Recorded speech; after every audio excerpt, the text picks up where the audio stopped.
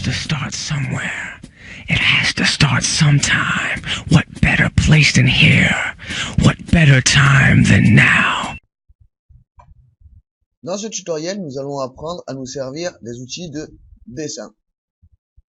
Dans un premier temps, nous allons nous servir simplement de l'accrochage à grille pour dessiner avec des dimensions précises. Et pour cela, on va s'assurer que en bas, ici, j'ai Snap Mode et grille qui sont bien activés.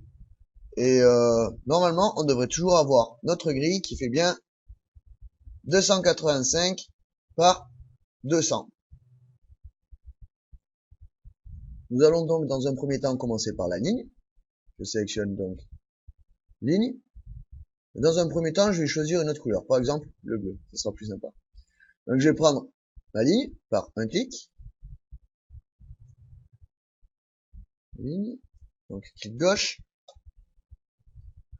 Et je vais venir dessiner directement, par exemple, un carré.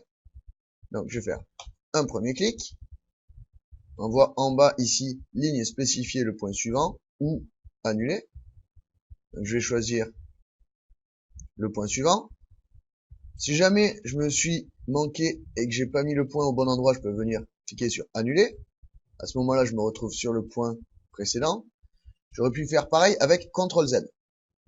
Donc je vais revenir ici. Donc là, on voit polaire 100,00. Je vais venir cliquer ici, ici, ici. On a vu que précédemment, on avait que annuler. Cette fois, on a annulé et clore. Maintenant, si je viens cliquer sur clore, ou alors si je fais C, entrée, parce qu'on voit que la première lettre est en majuscule et en bleu, je vais créer le dernier segment pour fermer ma figure. Clore.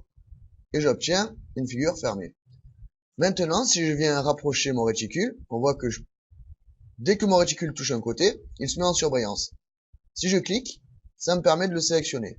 Si j'appuie sur échappe, je le désélectionne. Et je peux venir sélectionner comme ça chaque côté. 1, 2, 3, 4. Et si j'appuie sur supprime, je supprime les 4 côtés. On va voir maintenant comment fonctionne la polyligne. On va voir que c'est un petit peu comme la ligne, mais avec beaucoup plus d'options. Je vais donc prendre polyligne. Je vais prendre cette position ici et y faire un clic. Je vais choisir un deuxième point. Et on voit maintenant qu'en bas ici, là, j'ai beaucoup plus d'options qu'avec la ligne. Je vais prendre par exemple arc. On voit qu'il y a un arc qui part à partir de la ligne précédente. Et je vais venir cliquer par exemple ici. Je vais revenir après par exemple ici. Donc là on voit qu'on a un demi-cercle parfait. Et maintenant si j'ai envie de repartir en ligne, je vais pouvoir cliquer ici sur ligne. J'obtiens donc à nouveau une ligne. Donc je vais pouvoir revenir par exemple ici. Et si je prends à nouveau arc, on voit que je peux venir ici, refermer, et que je ferai à nouveau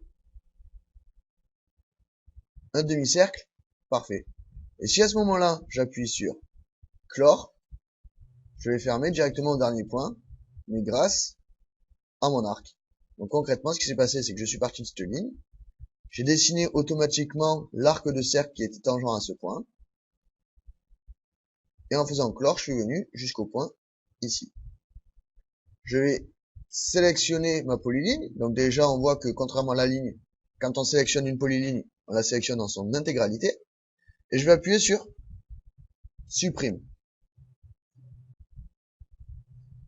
Je vais prendre à nouveau la polyligne pour voir les différentes options qui me restent. Si je prends ici polyligne, que je viens cliquer ici, si je regarde dans les options, je sais que je ne vais pas dans l'ordre, mais vous comprendrez pourquoi. Si je prends ici largeur, et si je mets par exemple 10, et que je valide avec entrée, et si je spécifie donc la largeur de fin, donc j'avais ici largeur de départ, là je vais mettre largeur de fin, et que je valide 10, en appuyant sur entrée, à ce moment-là, si je regarde par rapport au carreau,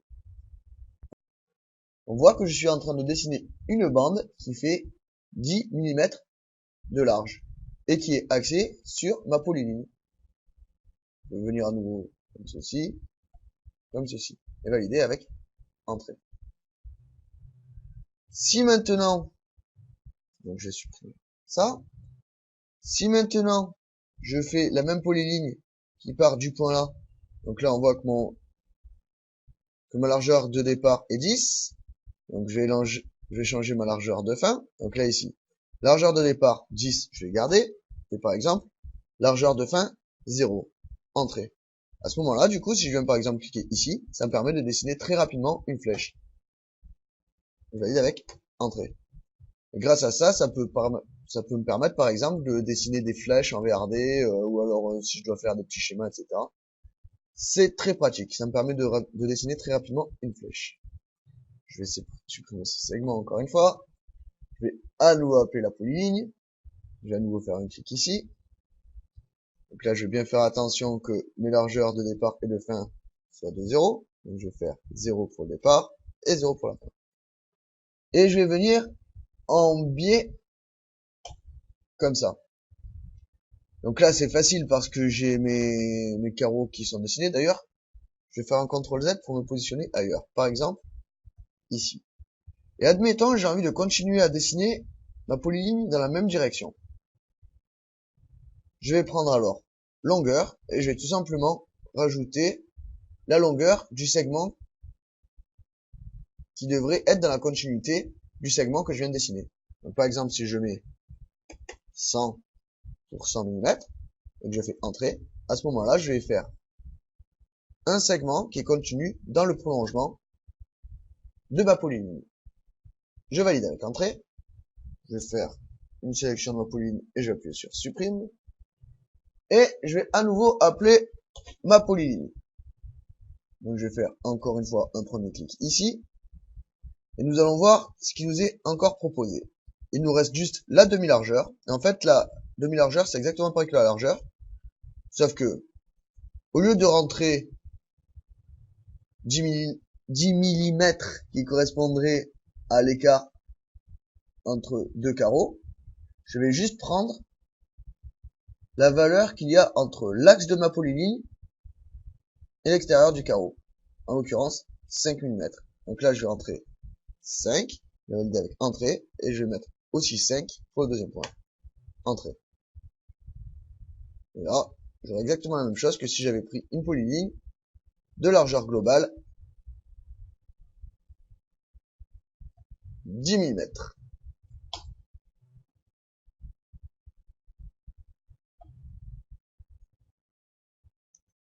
Nous allons maintenant voir comment fonctionne le cercle. Alors si je prends ici cercle, tout simple, comme nous l'avons vu pour les zooms, je fais un premier clic pour son centre et un deuxième clic sur un point par où passerait le cercle. En fait, clairement, je détermine son rayon. On voit à l'écran les petits pointillés orange. Donc si je viens par exemple ici, je ferai donc un cercle de 50 de rayon.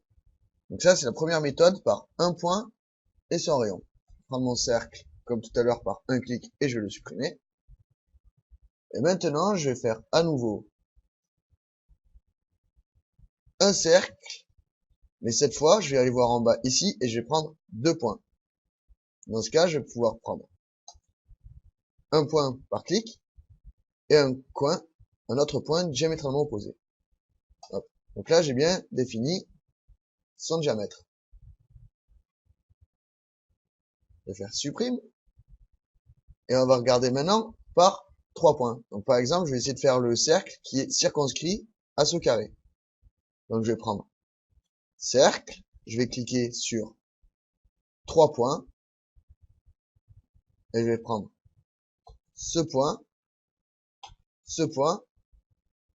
et ce point. Tac.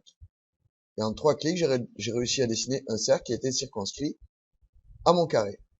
Sélectionner, faire supprime. Nous allons maintenant voir comment est-ce qu'on peut faire pour dessiner un cercle tangent à 2 segments avec une valeur de rayon donnée. Donc, je vais prendre une couleur, ça se voit bien, le bleu. Je vais faire une polyligne comme ceci, comme ceci, comme ceci. Entrée. Vous aurez peut-être la largeur globale à régler. Normalement, vous devez vous rappeler comment on fait. Et je vais prendre par exemple la couleur rouge. Et je vais essayer de faire le cercle qui est tangent à ces deux côtés. Donc là, on est dans un cas assez facile. On aurait tout simplement pris le centre ici et on serait venu cliquer ici.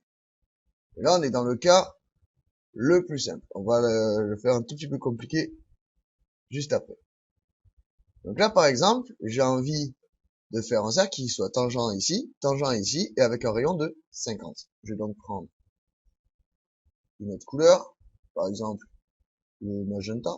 Magenta, ça va pas trop voir. Je vais prendre, je vais sélectionner une autre couleur, comme ça moi ça s'habitue aussi à choisir d'autres couleurs, et je vais prendre un vert foncé, par exemple celui-là. Ok. Je vais donc prendre cercle, je vais prendre tangent, rayon, première tangente, deuxième tangente, on voit le petit symbole qui arrive et on a tangente différée à côté. Et maintenant, je vais tout simplement rentrer la valeur. Donc j'aurais pu rentrer 50, j'aurais pu aussi valider 50 qui est tout simplement le rayon du dernier cercle que j'ai rentré, ou alors sinon on peut venir choisir graphiquement. Donc ça serait le rayon de ce cercle-là. Donc de ici à ici. Et là on voit bien que notre cercle vert est venu se dessiner pile poil sur l'ancien. Je vais donc supprimer ces deux cercles et on va corser un petit peu l'histoire. Je vais faire, toujours en bleu, une polyligne qui irait par exemple de là à là et à là. Et là, d'un seul coup, c'est beaucoup plus compliqué. Donc moi, si j'ai envie de faire un cercle qui est tangent à ici et à ici avec un rayon par exemple de 20, je vais prendre ici cercle, tangent, ici, ici, et je sais plus quelle valeur j'avais dit, mais par exemple 20, entrée. Là, j'arrive bien à faire un cercle très rapidement qui est tangent à mes deux côtés. Nous allons passer donc maintenant au rectangle. Donc le rectangle, c'est quand même pas bien compliqué. Je vais faire tout simplement rectangle, un premier clic pour le premier coin, et un clic pour le coin diagonalement opposé. Nous l'avions vu pendant les zooms. Je vais le supprimer parce qu'on va voir qu'il y a quand même quelques options. Donc je vais prendre un nouveau rectangle, je vais faire un premier clic, et là on voit en bas qu'on a plusieurs choses assez sympas. On va voir par exemple R. Donc je vais prendre R, et là par exemple je vais essayer de dessiner un carreau complet. Donc on sait que ça fait donc 50 par 50, soit 2500. Je vais donc rentrer 2500, entrée, et là il me demande calculer les codes du rectangle en fonction de la longueur ou de la largeur. Alors on va mettre l'un des deux. Donc par exemple, on va valider longueur. Et là, il va nous demander entrer la longueur du rectangle. Donc moi, étant donné que j'ai envie de prendre cette longueur-là, je vais lui rentrer 50. Et je vais cliquer sur entrée. Et là, il me dessine directement le rectangle que je voulais. Cliquer, on va faire supprime. Et on va voir les autres rectangles qui nous sont proposés. Donc je vais prendre un nouveau rectangle. Et là, cette fois, je vais prendre, par exemple, largeur. Et là, il y a beaucoup de gens qui se trompent et qui ne comprennent pas à quoi correspond cette largeur. Je vais prendre largeur et là, spécifier la largeur de la ligne des rectangles. Donc, on note bien ici la ligne des rectangles. Donc si je viens prendre par exemple 2.5, qui ferait la moitié d'un carreau, si je fais entrée, il me demande à ce moment-là spécifier le premier coin. Je vais prendre par exemple ici et ici. Et là, on voit qu'en fait, 2.5, c'est la largeur de la polyligne qui constitue mon rectangle. Je vais prendre un nouveau rectangle pour voir les autres options. Et là, nous allons prendre, par exemple, chanfrein. Alors, si, par exemple, si je regarde à écart du premier chanfrein des rectangles, si je mets, par exemple, 5 entrées, et je vais mettre aussi 5 dans l'autre direction pour aller au plus simple. Si après je dessine mon rectangle, il sera alors chanfreiné à chacun de ses sommets. Et si je rappelle la commande rectangle, si je prends pareil avec raccord, et si cette fois je mets un raccord de 5, et que je valide avec entrée, si je dessine un rectangle, cette fois il aura des raccords à chaque angle avec un rayon de 5 mm.